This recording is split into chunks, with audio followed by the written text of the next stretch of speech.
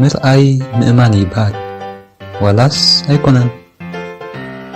እዞም ናይ ምርኣይ ምድንጋራት ክፈጥሩ ዝኽእሉ ነገራት ሕብሪ፣ ብርሃን ወይ ዝተፈላለዩ ንጥፈታት ተጠቒሞም ናይ ብሓቂ ንሓንጎልኩም ከታልሉ ይኽእሉ። በሉ በዞም 7 ኣዘናጋዕቲ ምድንጋራት ናይ ምርኣይ ኣቃልቦኹም ክትፍትሹ ተዳለዉ። እዛ ሕብብቲ ስእሊ ኣብ 1892 ብቻርለስ ኣላን ዝተሰኣለት እያ። ብዙሓት ዝረኣይዋ ሰባት እዛ ስእሊ ካብ ትመስሉን ላዕሊ ምዃና ኣየስተውዕሉላን። ዝኾነ ዘይንቡር ነገር ተስተውዕሉ ኣለኹም ዶ? ንኽትፈልጥዋ 10 ሰከንድ ኣለኩም።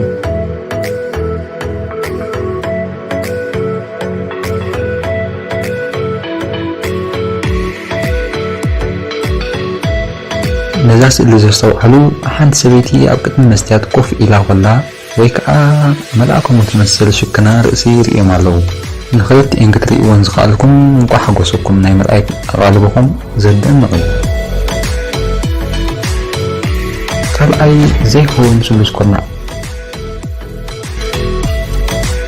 ነዛ ዘይትኸውን ስሉስ ኩርናዕ ረኣይዋ። ግን እስከ እንታይ እዩ ዘይትኸውን ዝገብራ ዶ ኢልኩም? 10 ሰከንድ ኣለኹ።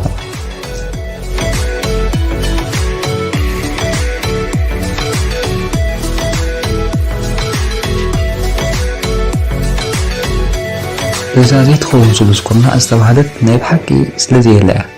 ምክንያቱ ክትህሉ እንተኮይና ሙሉእ ብምሉእ ንሕጊ ጂኦሜትሪ ትጻረር እያ።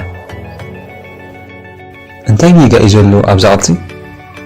እንድሕር ነዛ ኩዕሶ ኣብ ዝባን እዛ ስሉስ ኩርናዕ ካብ ላዕለዋይ ነጥቢ ከረብረቡ እንዳበለት እንተስዒብናያ እቲ ፀጋማይ ክፋል እንዳርሓቐ ይኸይድ ኣሎ፣ እቲ የማናይ ክፋል ከዓ ናባኹም እንዳቐነነ ይኸይድ ኣሎ።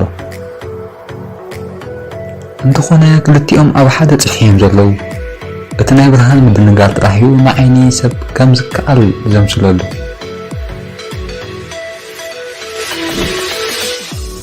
ኣብዚኣ ከዓ ካልእ ፈታኒት ስእሊ ኣላ። ኣብ ጉሉፅ ዝኾነ ትርኢት ገለ ዝተሓብአ ነገር ክትረኽቡ ኢኹም። ኣብ መጀመርያ ጥመተ ብጣዕሚ ቀላል ክትመስል ትኽእል እያ። ኩሉ ሰብ ብውሕዱ 4 ገጽ ብንጹር ክርእየ ንኽእል እዩ። ግን ልክዕ ከም ዝኾነ ናይ ብርሃን መታለሊ መፃወድያ ኣለኩም። ክንደይ ካልኦት ገጻት ኣብ ውሽጢ እዘን 10 ሰከንድታት ክትረኽቡ ኢኹም?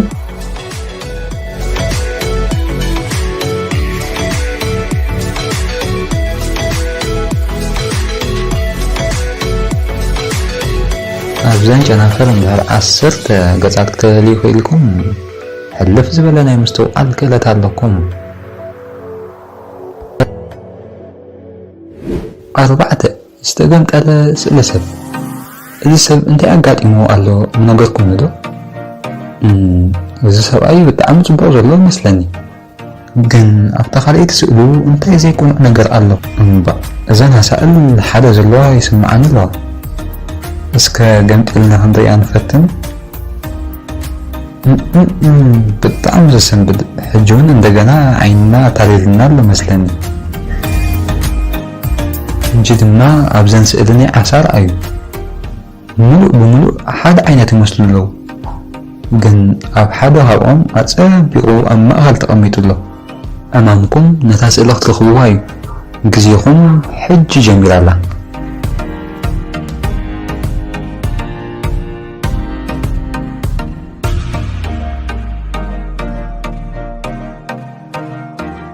ኖ ቀዳሜቲ ኣይኮነትን ዋላ እውን ካልአይቲ ዝፈለጥኩማ ብርቱዕ ዓይኒ ኣለኩም።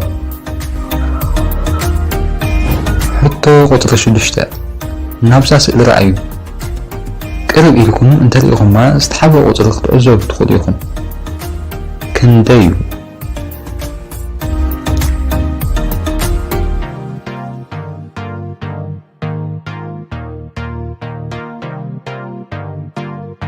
ቅርብ ኢልካ እንተሪኢኻ 4 8 2 ኣለዋ።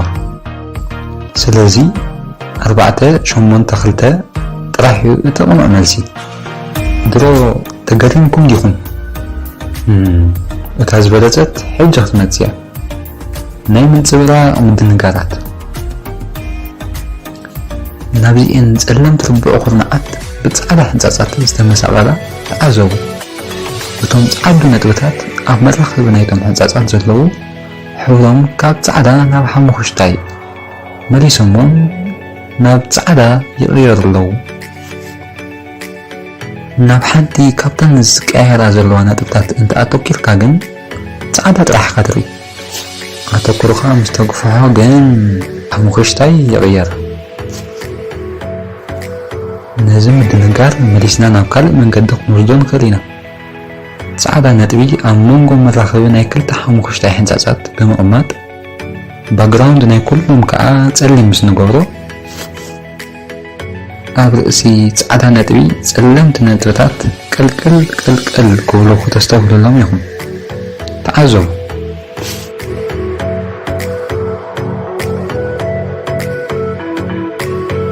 እንተዘይያስተውዕልኩምላ ቪድዮ ጠጠው ብምባል ክትሪእዋ ፈትኑ እሞ ክንደይ ካብዘን ኣደናገርቲ ምስልታት ክትረኽቡ ክኢልኩም ኣብ ኮመንት ንጎርና ነዛ ቪድዮ እውን እናመሓዙትኩም ሸር ክንበልዋ። ኣብ ዝመጽእ እውን ብኻልእ ስለንምለስ ሳብስክራይብ ጠዊዕኩም ጽንሑ።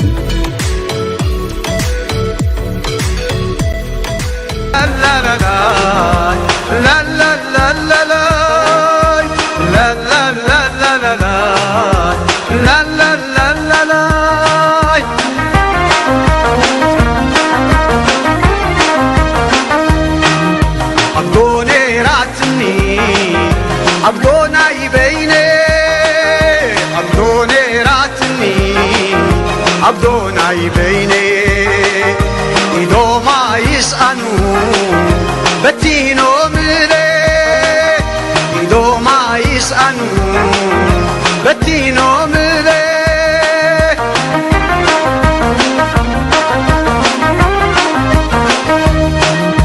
أسمرا يسمرا أسمرا يسمرا باللاحي أخب كرا زيت فتو بخرا أسمرا عدي نهزبا عن بابا أسمرا عدي نهزبا عن بابا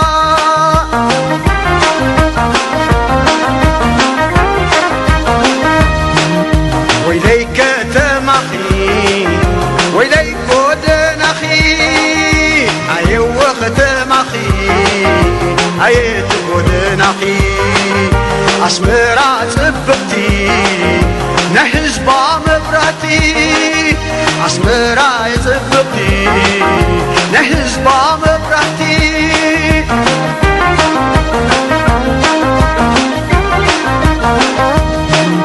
أبدوني راتني أبدوني بيني كمني راتني كمني بيني إدو ما يسألو وسيدو ملي إدو ما يسألو وسيدو ملي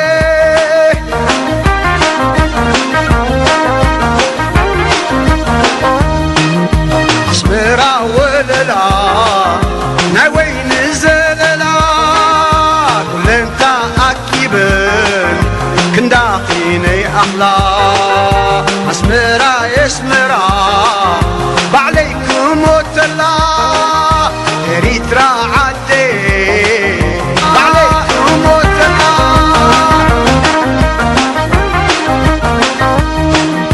معرز فسكي صبا زفسكي تدخخي صقبو وانا زصقبكي حدقي حدقي مني يوم دقخي حدقي حدقي بلا تدقخي